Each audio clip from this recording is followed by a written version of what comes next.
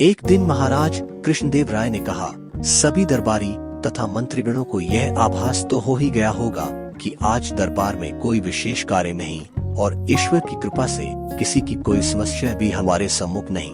अतः क्यों न किसी विषय पर चर्चा की जाए। क्या आप जैसे योग्य मंत्रियों व दरबारियों में से कोई सुझा सकता है ऐसा विषय जिस पर चर्चा कराई जा सके। तभी तेनालीराम बोला, महाराज विषय का निर्णय आप ही करें तो अच्छा होगा। महाराज ने कुछ सोचा और फिर बोले, जैसा कि आप सभी जानते हैं कि क्षत्रिय, वैश्य, शूद्र तीनों वर्ग ब्राह्मण को पूजनीय माने। सभी दरबारियों व मंत्रियों को महाराज का यह प्रश्न बेहद सरल प्रतीत हुआ। इसमें कठिनाई क्या है?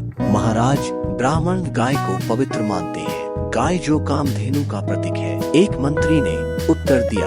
दरबार में उपस्थित सभी लोग उससे सहमत लगे। तभी महाराज बोले, तेनालीराम क्या तुम भी इस उत्तर से संतुष्ट हो या तुम्हारी कुछ अगल राय है? तेनालीराम हाथ जोड़ते हुए विनम्र भाव से बोला, महाराज गाय को तो सभी पवित्र मानते हैं, चाहे मानव हो या देवता, और ऐसा मानने वाला मैं अकेला नहीं, हमारे विद्वान की राय भी कुछ ऐसी ही है। यदि ऐसा है तो ब्राह्मण गोचर्म गाय की खाल से बने जूते चप्पल क्यों पहनते हैं? महाराज ने फिर पूछा। दरबार में चहु और चुप्पी छा गई। दरअसल महाराज ने जो कुछ भी कहा था वह बिल्कुल सच था। इस प्रश्न का उत्तर किसी के पास न था। सबको चुप देख महाराज ने घोषणा की, जो भी उनके इस प्रश्न का संतोषजनक उत्तर देगा उसे 1000 स्वर्ण मुद्राएं पुरस्कार स्वरूप दी जाएंगी। 1000 स्वर्ण मुद्राओं का पुरस्कार दरबार में उपस्थित हर कोई लेना चाहता था, लेकिन प्रश्न का उत्तर कोई नहीं जानता था। सभी को चुप बैठा देख